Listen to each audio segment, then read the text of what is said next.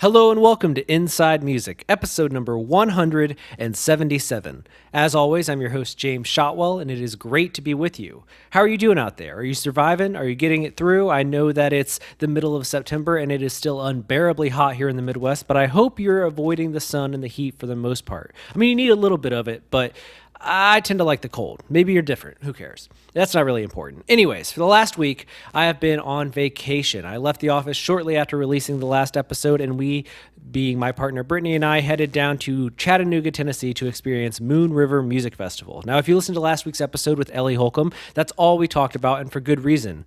Moon River is probably the best kept secret in the music community right now. It's a festival nestled in the heart of Chattanooga, Tennessee, a wonderful little city filled with local businesses and even local vendors at the festival itself. It sells out every single year, and the crowd is impeccably nice. People are way too kind for being a music festival crowd, and I loved every second of it. We got to see Jason Isbell, the Oh Hellos, St. Paul and the Broken Bones, and of course, Drew and Ellie Holcomb, among other great acts. If you ever have the chance to go, I highly recommend it, but if you just need an escape, Chattanooga is a wonderful, quiet little place. But today, we're going to talk about all things rock and roll. My guest this episode of the show is none other than the great Scooter Ward, who is the vocalist and founding member for the group Cold. Now, if that's a name that's kind of clearing some cobwebs in your mind, that's probably okay, because Cold has not released an album in nearly 8 years. But the band's new record, The Things We Can't Stop, arrives this Friday, September 13th, and I talked to Scooter about the release while he was in a cabin in Pennsylvania preparing for the group's upcoming tour, which, as you can imagine, launches shortly. Now, Cold has been one of the most influential bands in rock over the last 2 decades, even without releasing an album for the last 8 years. The band has a series of amazing records, and if you have yet to dive into their discography, I cannot recommend enough that you go back all the way to the beginning. Their self-titled 1998 debut is great, but the 2 albums that followed, 13 Ways to Bleed on Stage and Year of the Spider, honestly played a massive role in shaping the person that I became today. They are great melodic rock records that touch on subjects that so many bands avoid or just don't know how to write about in a compelling fashion.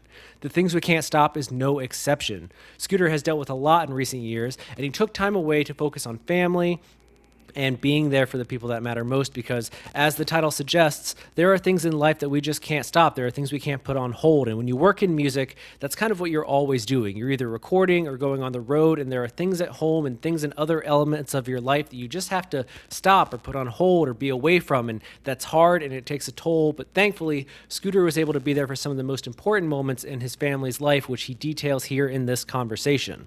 We also get into what it's like to write songs 20 years on, how you know when a song is good enough to make the record and when it's not, as well as a whole bunch of other great stuff. I'm really happy with this conversation, and Scooter is somebody that I didn't know if I'd ever get to talk to. Back when I was in high school, 13 Ways to Bleed on Stage was a record that we all passed around. This was, of course, back when there were CDs, so people would literally have to hand you the CD, but people would give it to you till you go home, put your headphones on, and listen to this, and it will change your life. And let me tell you, that's exactly what happened with me. So I'm excited for you to hear this conversation with Scooter, but before we get there, I want to do a few quick things. First and foremost, this episode of Inside Music and all episodes of Inside Music are brought to you by Holix, the music industry's leading promotional distribution company. Now, what that means is that Holix works with record labels, publicists, and independent artists from all over the world, including Cold, to share new and unreleased music with tastemakers. You can try it for yourself for free for a full month by visiting Holix.com. That's HAULIX.com.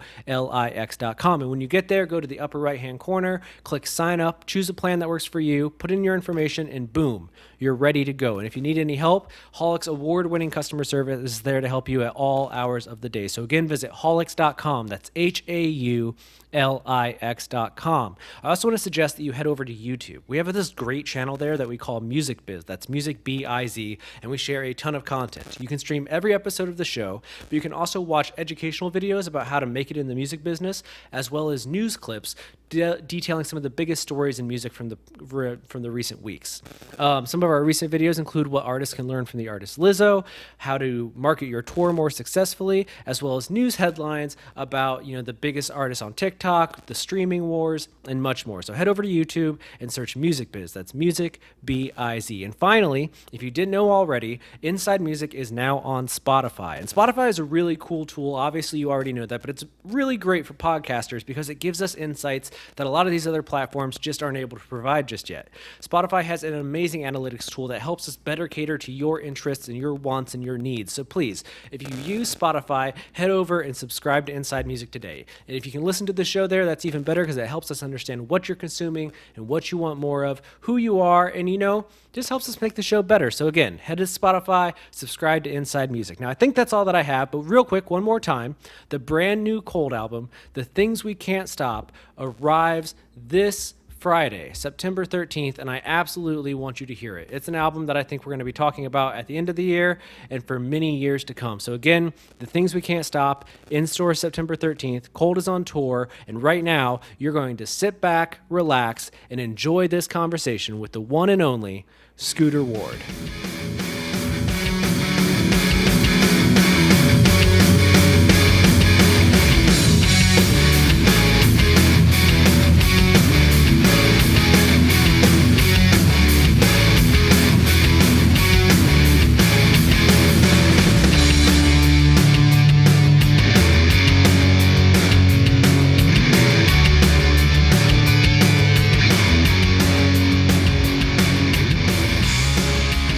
Fantastic, dude. Thank you so much for being patient. Oh, it's all good, dude. What's your Wednesday like so far? Well, I just woke up, so I'm not sure. It's nice out here. It rained last night. We're up in the mountains of Benton, Pennsylvania, rehearsing. I'm not sure why we came up. We came up here thinking it would be a nice, secluded place to bond as a band, but it's a little too far away from everything right now. Yeah, I hear that a lot in recent years, like bands that are trying to either get ready for tours or for albums, kind of taking themselves out into the woods and really trying to focus in. But I have that feeling that you just expressed, which is I'm always like, it feels like you would just, like, it feels like one of those things where it's a really great idea until you get there and you're like, why did I do this? Yeah. It's still, it's a good idea, man. We still are having a good time up here and doing what we need to do. It's just being so far detached from, we smoke a lot of cigarettes, so, we have to go down the mountain every couple of days to get things. But it's nice, man. It's Bigfoot country, so we're hoping that happens. You know what I mean? I mean, that'd be a nice bonus to being up there, I guess. Yeah. Me and Nick, it was funny last night. We were sitting out on the front porch and we started hearing knocks on the wood, on the trees. So we downloaded fucking infrared apps. We were on our phone. We were like, this is it. This is going to be it. And we'll get some shitty footage that nobody can really look at and see anything, and we'll just join that club. So, but it was kind of exciting. It was probably just a bear. We see bears and deers in our yard basically every other day. Are you from Pennsylvania? Like, is that where you call home, or like what brought you there specifically? I'm not. This is where Nick and Johnny, our new guitarists, are from. And, a lot of the equipment was up here when we were doing the record and everything was here, so we kind of made this home base for rehearsing before tours. So this would be our new area to start from. Well, it seems like it's a good, I like Pennsylvania in like small doses, so maybe you're there for like the right amount of time and you won't totally hate it by the time you leave. No, man, I like Pennsylvania. I've always loved it. It's really pretty. So, and like I said, it's Nick and Johnny's hometown, so it's all good. Now, I'm excited to talk to you because when I saw that there was a new Cold record coming out, I got the email with the advance of the album. At first, I couldn't believe it, and then I was like, oh, I hope I get to talk to him this round. And then I got the interview invitation. They sent me like a list of times, and I was like, oh, yeah, we're finally making this happen. I feel like you've literally been in music for as long as I've been alive. So in a lot of ways, I feel like you've been a soundtrack to a lot of it. So I'm like, here we are. It's coming full circle. It's one of those moments in life where you're like, well, now what do I put on my bucket list? Oh, well, that's awesome, man. I'm glad we're able to do this. Well, for people that aren't aware of what's on the horizon, can you kind of give me the 1-2 sentence spit about the new album, when it's coming out, who produced it, the whole 9 yards? Yeah. Nick, the record's September 15th? 13th. Yeah, the album release is on September 13th. It's called The Things We Can't Stop. We had Jeremy Parker, which is the person that helped us with Superfiction. one of the producers that helped us with Superfiction, we started recording out in Arizona a few years ago, and then me and Nick collaborated with producing with him on the record, and so it's kind of a team of producers, and we've made many records throughout our career and used major producers, and we kind of just learned throughout our years, what to do and what not to do, and how to approach certain tracks and certain sounds. So we decided we wanted to do this more of ourselves to make it as much of a cold record as possible, without outside influence or, a producer coming in and trying to reinvent cold at this point, because it would have been probably 10 years since the last record came out, and it was very important for it to be as true to form as it could be. So the best thing to do that was just produce our own record.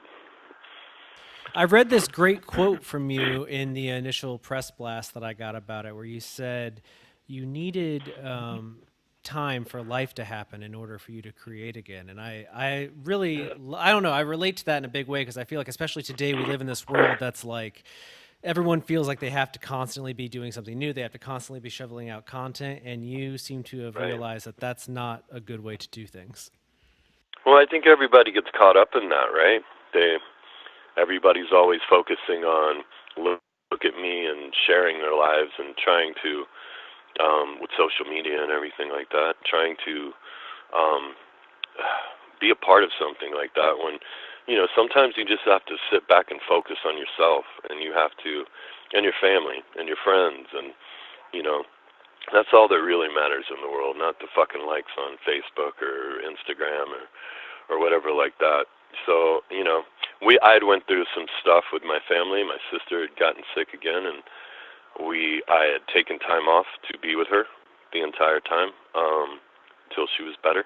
So, I just, I needed to be there for my family, and it was important to me. I had been touring previously to that for 15, 16 years, and it was time for me to sit back and, not only be with my sister, but be with my wife and my children, and I needed that in my life. It was a part of me that was missing, and it was something that was much needed. So that's kind of what I meant. It's like you got to keep the things that are real to you and close to you, and it was just something that was an empty part in my soul that I needed to fucking have.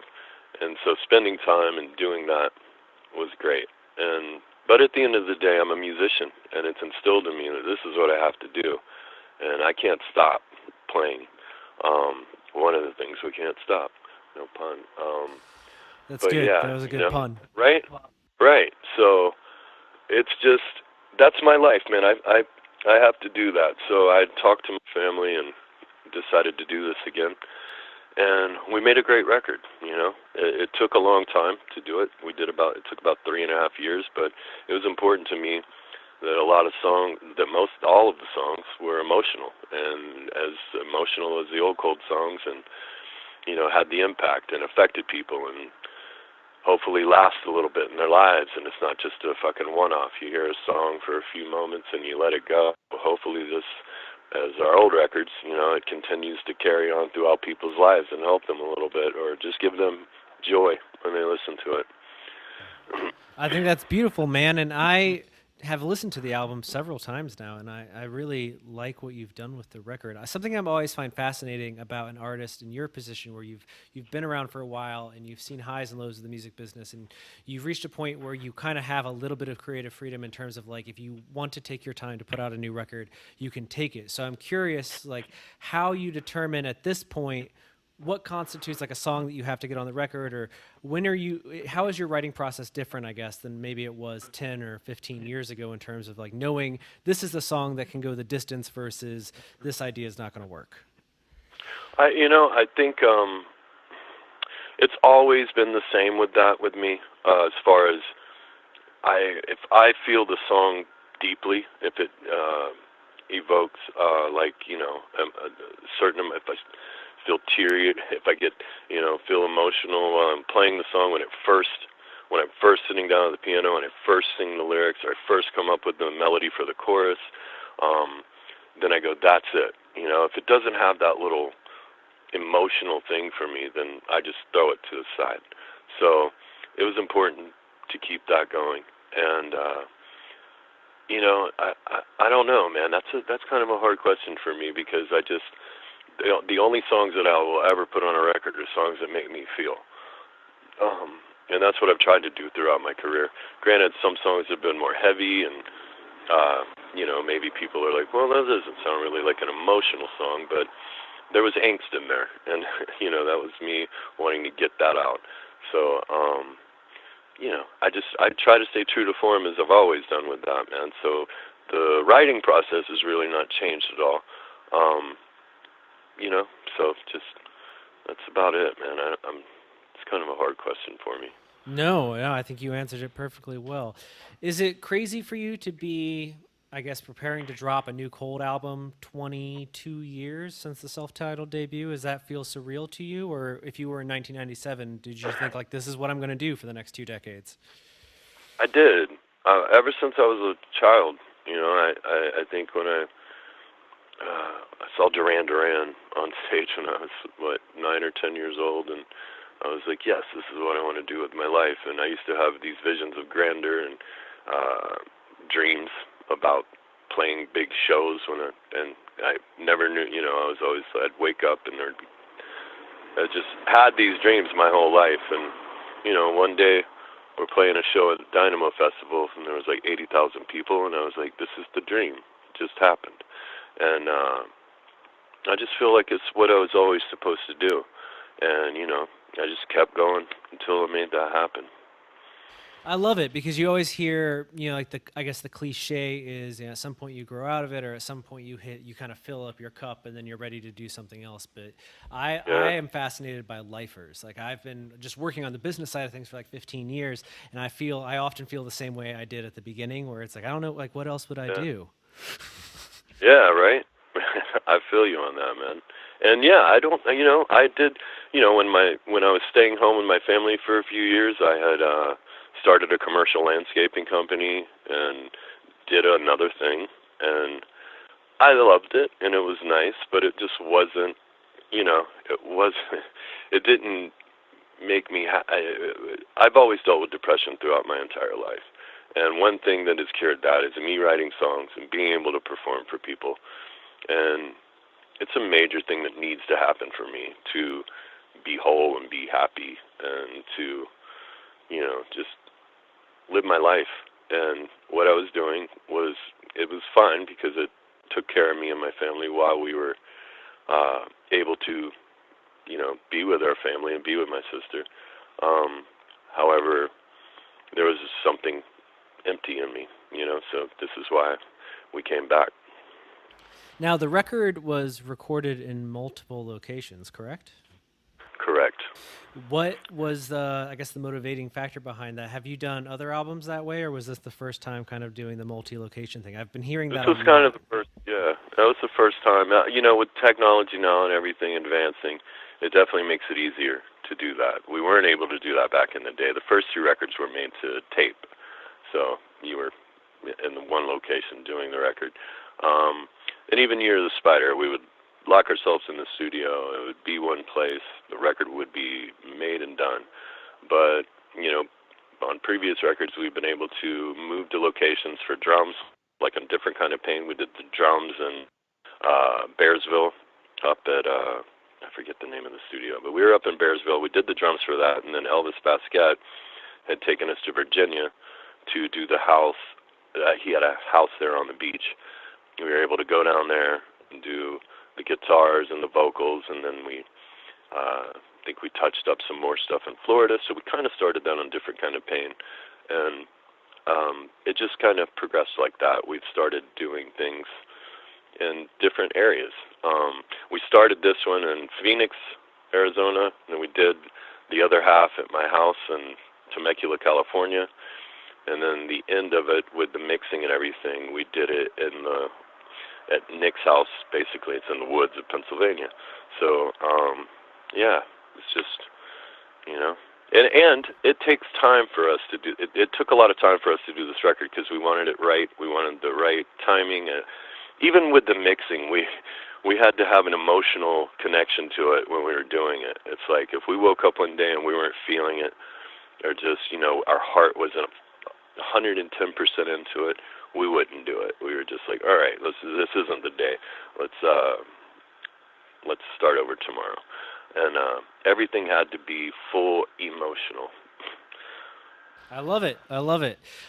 Tell me a little bit about, maybe not the 20th time, but tell me about the first time you watched Nick Cave's One More Time with Feeling, because I love that film and it's something I recommend to people a lot. But I know that it was had a big effect on you. So can you tell me a little bit about that first time you saw it? Yeah, I had gone through writer's block with this record for the first time in my life.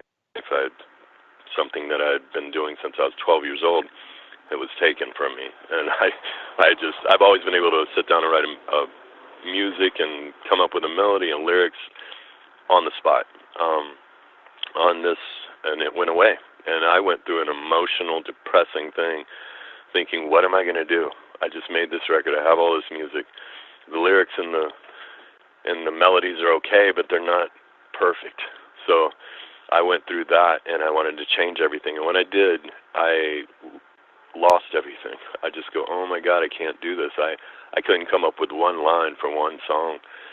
And I go, well, you know what? Let me start checking out musicians I admire. Let me see if I can get any insight onto what they do if they've ever been in this situation. Not that Nick Cave was, but I just came upon I was a Nick Cave fan, so I saw One More Time with Feeling. I pulled it up, and from the moment the movie started, just so beautiful, the way it was shot, the movement of the film, and his voice at the very beginning, him talking about, I think one of the first part was like, what am I doing trying to sing? My voice isn't ready. I'm not ready for this, and that just, my heart just dropped, and I go, oh my God, the cadence of his voice with what he was saying and everything just meant so much to me, and I just fell into it. And the fact that he made that movie, and it was a couple of blocks from where his son had fallen from a bridge, just made it more emotional. And just for him to be able to do that and be in that situation and still create, I was going, what am I doing right now? Like, I need to not man up, just be stronger, and I need to make this happen. And I watched it probably about 20 times. I watched it over, and every night before I went to bed, I'd put it on, and I was so emotional because I thought everything was gone from me, and every night it helped a little more. And one day I woke up, and it was all back, and I was like, thanks, Nick Cave, I appreciate that. So, Yeah, sometimes I think the weirdest part of writer's block is not the realizing you have it in the first place, but kind of sometimes the way that it turns back on. You're just like, what is this? What happened? Where? Yeah. Well, and not the funny thing about it, because it wasn't funny, but when you get in that zone and that happens to you, and those thoughts, you start manifesting more bad things in your head. You're like, it's never going to come back. Like, this is it. So that keeps growing. And you just have to kill that for you to be able to get it back and write again.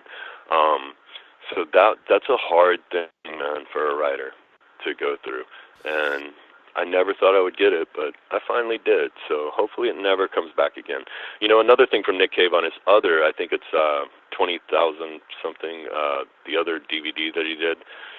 He his thing with writing is wake up every day, because with writing it's all about a muscle memory, and it's a something in your brain that it needs to be trained, and it needs to be taken care of. So you have to work that muscle every day. And what he does is he gets up, and whether he writes a good thing or a bad thing, he writes on paper every day just to keep that that muscle in his brain of writing strong. So that's what I'm starting to do now too. I think it's important. So I'm trying to remedy the situation and hope that never comes back, as long as I do what he does. I mean, I can attest to that being the same thing in my own world. I've been doing this project called The Artist's Way based on this book, and one of the things is that you have to write 3 pages of free flowing thought in the morning. Not even to read it again, but just to like Right. that thing of like just put something down on the paper, and Yeah. eventually you'll find the rhythm. Yeah, it's just the action of doing it every day, you know, and making that happen. So I think it's important. I think it was genius. I was like, wow, what, you know, and I'm sure that's in a writing class somewhere that you have to continue to do that, but I never heard it and never taken a class, so I took Nick Cave's words to heart, and it seems to be working. Yeah, it is. It is funny how something that feels so personal as a creative craft. Sometimes you learn a trick or a tip like that, and you're like, "Oh, Yeah. how did I make it this far without some of these? Or why did Yeah, I not think and of not that only previously?" right, and how did I not How did I not know that or think about that? Because you know, in my youth, I wrote all the time. Like there was a hunger. All you did was sit around and write, and you're trying to do it, and you know that's what it is. But later on in your life, when you have a family and other responsibilities, sometimes you don't have time to sit around with a guitar and play for a couple hours a day. You know, so but being a musician that for your life and for your job, like that's important to do every day, regardless of the situation. So I find time now to make that happen daily. Well, that's great, man. Let me ask you this. I don't want to keep you for too long, but I do need to know, when will the world get to see Cold on the road again? We are starting, I believe, the 29th of this month, man. We start in Teaneck, New Jersey, and we will be out until the middle of November. So we're here. We're back. Are you excited about that? Of course.